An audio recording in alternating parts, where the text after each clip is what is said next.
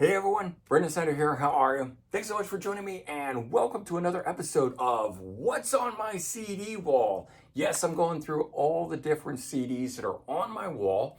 I recently made a video that was what's in my 12,000 CD collection, but that was just an overview. Now we're going CD by CD, and I started on the top row here. So we did episode 1, episode 2, episode 3, episode 4, and we are now on episode 5, which is this bottom shelf. And even though I can't get the whole thing in the camera with you guys, I will be showing you, I'll be holding it up. You'll get to see what it is. I give you a little bit of information on each one of these things. So we're going to do that here in just a bit. But before we start, if you're new to my channel and you haven't already hit the subscribe button, please do. Also leave a comment, hit like. All those things help support my channel. I'd greatly appreciate it. And of course, if you turn on notifications, you're going to stay up to date on everything going on in the world of music, just like this, where we are talking about what is on my CD wall, because inquiring minds want to know, right? All right. So just a quick reminder off the top, I do have CDs in other places. I am going through rock, what I call just general rock stuff. I have a separate section for glam metal, separate section for heavy metal, a separate section for alternative rock. I've also got other areas that I keep things in, like all the Rock Candy Records boxes. So reissues and things like that are over there. And I've got the CD wall, which has sort of my creme de la creme, my favorite stuff that I reach all the time. So again, if you're missing or you're thinking I might not have an album in here, it's probably in one of those other places. All right, let's dive into this. So we were wrapping up almost at the C's, but I see that there's a few letter C's right here at the beginning. So let's start with that. First one up, a group called Copperhead, Southern rock band from very early. I think this is 1992. One of my favorite eras in music is that weird in-between era that was post-glam metal, not quite grunge.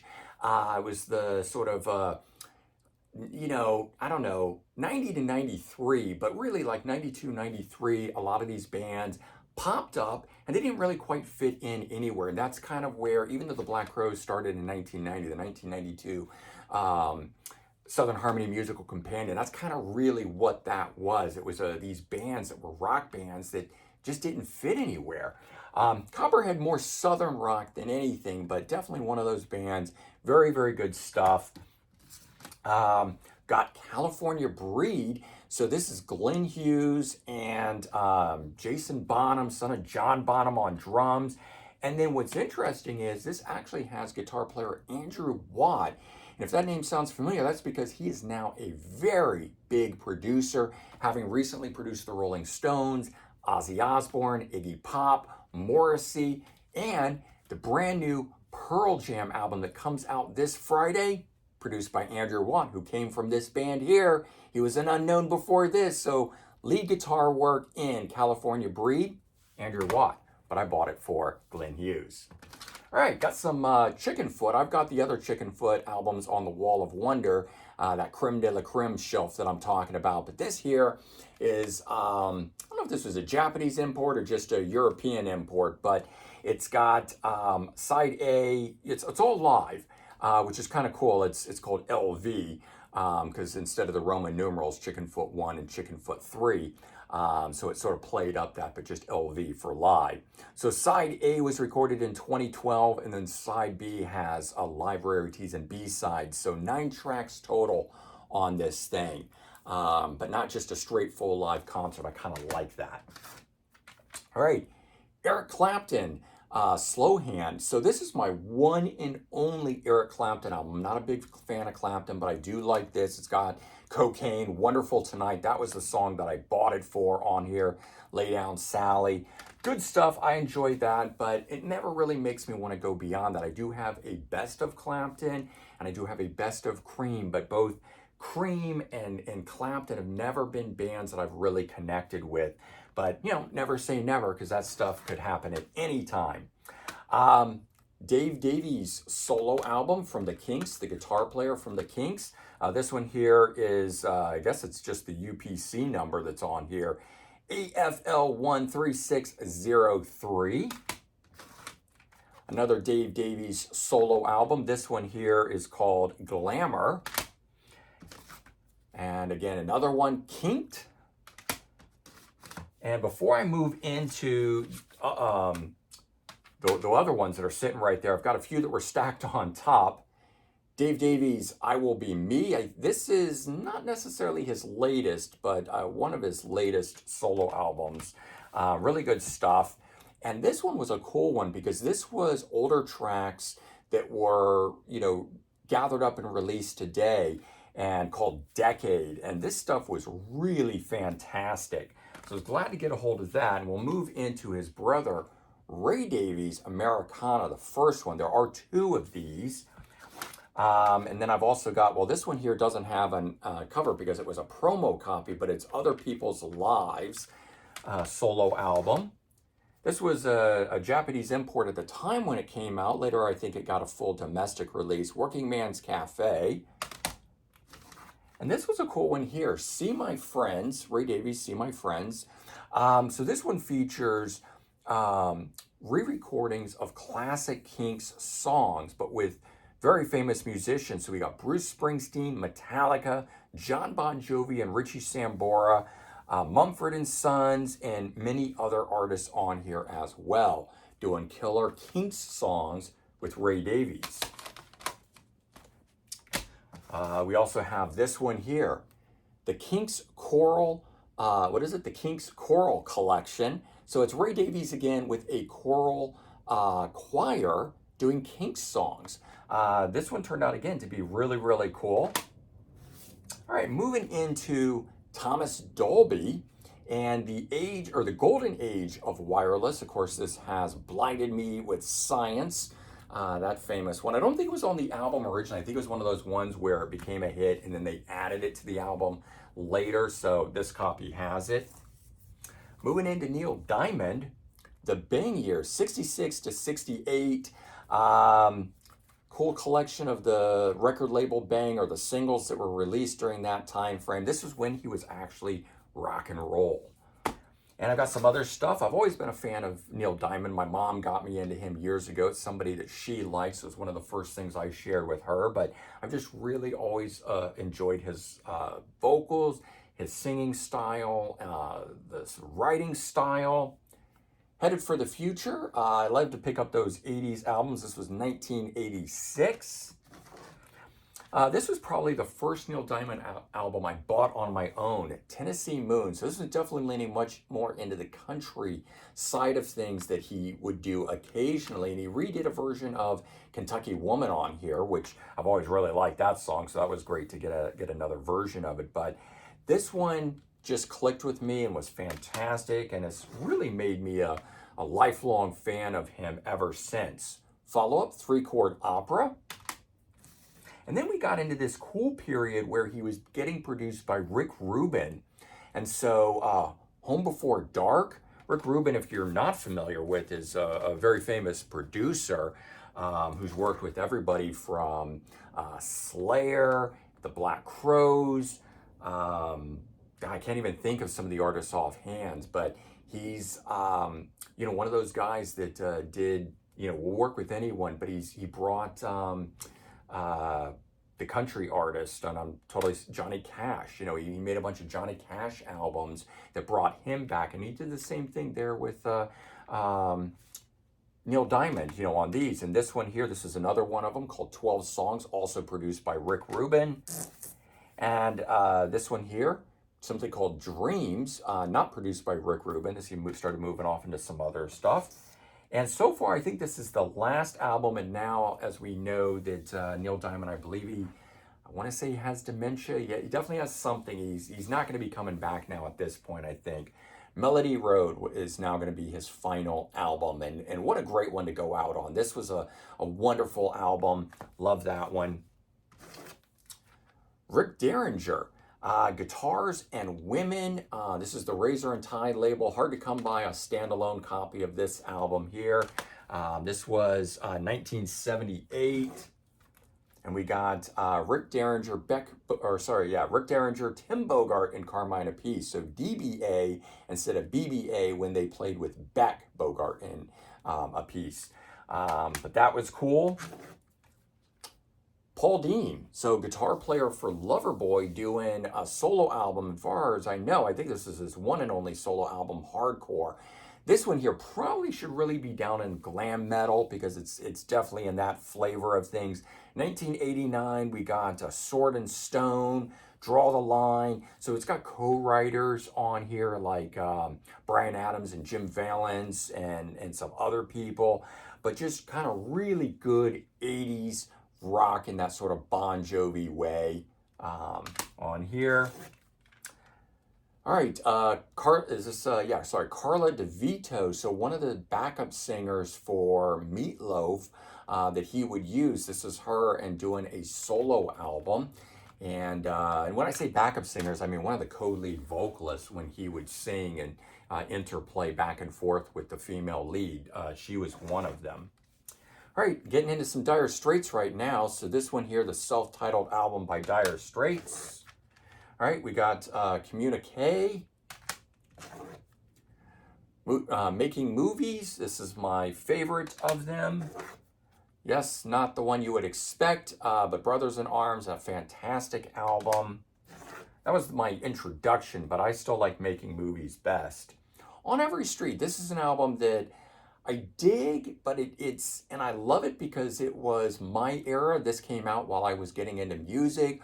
So this was my era of Dire Straits. Not as great as some of the other stuff, but I still love popping that one on and playing it. And I do have a best of Dire Straits as well. All right, Michael Desbars. So he played in MacGyver or A-Team. I can't remember which one. He was in one of those shows. But he also was in a group called Sliver, I think it was. No, it wasn't called Sliver. I have it right behind me here. Silverhead. So this is a group he was in. He's done a lot of other things. He was in a group called Detective. But here's a solo album from him that came out on Geffen Records. All right. Some Roger Daltrey solo stuff. This one here called One of the Boys. It's a remastered version. Under a Raging Moon. I really like this album here. After the Fire, the first track on there. Very, very killer. My favorite album of his, though, is probably Can't Wait to See the Movie. This one here, full-on 80s style stuff. Doesn't sound like The Who, and I'm okay with that. And then this one was the one, again, came out, when I say, it's my era, it's this late 80s, early 90s era, when these artists would do things. And so it's like the stuff that I go back and remember and say, oh, wait, I remember seeing that one in the racks when I was thumbing through looking for all my glam metal or something.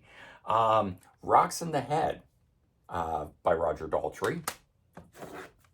And then a celebration of the music of Pete Townsend. So live recordings. I think it's with an orchestra, if I'm not mistaken. And a best of for Roger Daltrey. This was a weird thing where I ordered this and 3 copies of it showed up. It was like they kept thinking it didn't arrive and kept mailing me another copy of it. But actually, it might have even been 4. I think I had got the one and 3 additional ones showed up. And I checked and I was not charged for these things and they didn't want them back. So for a while, I was just handing out Roger Daltrey best ofs to people. All right, and his latest album, this one here called As Long As I Have You, a little more bluesy sounding than the rock and roll style that I like from him, but it's a cool little album. Opening track on it is awesome. Him doing Tommy, a version of that, done live with an orchestra. And then we move on into Delp and Goudreau. So sometimes you'll see these things. That means I swapped out the case with something else and need to swap this one back into a better jewel case. But Delp and Goudreau from Boston. So a guitar player and vocalist doing an album together. Got some Bob Dylan for you guys. Love this album. Probably my favorite of them, Infidels. And later day stuff, Under the Sky. And this is Telltale Signs, rare and unreleased from 89 to 2006. So later era stuff of him. just a one-off. This is a promo copy of things. And I move into the Dixie Dregs. Steve Morse, former guitar player with Deep Purple and Kansas, his original band Dixie Dregs. Never into them nearly as much as I was into Deep Purple and solo Steve Morse, but I do like it, and when I want that extra stuff, I jump into this. And this is a good one here called What If on the Capricorn label. And then I've got a 3-album collection here on the BGO label. This one is Dregs of the Earth, Unsung Heroes in Industry Standard. All right, and their reunion album, I think this was after Kansas and right before Deep Purple, called Full Circle, which is a really good album, by the way. I end up liking that one a lot better than the stuff from the 70s. Bring them back alive, a Dixie Dregs live album. Doobie Brothers, Best Of, and I managed to get it signed by Tom Johnston and their guitar player, Pat Simmons. All right, second greatest hits, or greatest hits volume 2. You're gonna, I've talked about that before, where I like the volume 2 oftentimes because they have more of the deep cuts. In this case, this was the era with Michael McDonald, whereas the first one was the era with Tom Johnston. And a few other ones. I've got just a single disc collection, which covers both of their careers. And then I've got Doobie's Choice. This is where we get into the more deep cut stuff, so that's one of the reasons I have that. All right, a live concert from '82. I think this is their farewell tour at the time. And I've got Rockin' Down the Highway. This was actually the first thing that I ever picked up from the Doobie Brothers for the song China Grove. I knew that song. Didn't really know anything else on here, but I knew that one. So had to pick that up. And I've got a Best of the Doobie Brothers live. Again, this is the full concert. This is the edited down single disc edition of it. Yes, I do that sometimes. I've got Live at Wolf Trap. And then Cycles, which is, I don't know if this is my favorite, but I definitely enjoy this one. This is a really good rock and Doobie Brothers album. And Brotherhood was another fantastic, the follow-up to Cycles. All right, then we got Sibling Rivalry. Basically blurring the words together there. This is an interesting thing. This is a tribute to the Doobie Brothers, but I forget who's involved in this, but it's got various members, past members of the Doobies, coming together with other people to record this tribute album. So it was sort of like the touring band guys and former members that got together. So I kind of consider it a Doobie Brothers album, although kind of really only cursorily related to the band, but enough that I wanted to keep it. And they're just good versions as well. All right, and then World Gone Crazy, and this one here is, I thought of it, yeah, it is a 2-disc edition of it. I'm not sure it's got a DVD in it. All right, and Southbound, where they re-recorded a bunch of stuff with country musicians. They've always kind of leaned on that. And their latest album, Liberté, which is so very, very good. I absolutely love this. I wasn't expecting much, but when this came out, when it did, and this came out in 2021, I think, such good stuff. All right, and the last two things here are the 2 albums from the Dirty Knobs. So this is the band with Mike Campbell from Tom Petty and the Heartbreakers, going on and doing his own thing. And I can totally hear a bunch of the Heartbreaker style stuff within it. It just has much rawer vocals than the sort of silky smooth, ness of Tom Petty in there. But there you go, big ass stack of CDs here that is mounted up, and that's what I've had on my CD wall. So I hope you've enjoyed this episode, and if this continues to go and you guys continue to enjoy it, I will continue to film more episodes of this. All right, everyone, take care, have a good one, and I'll talk to you soon. Bye-bye.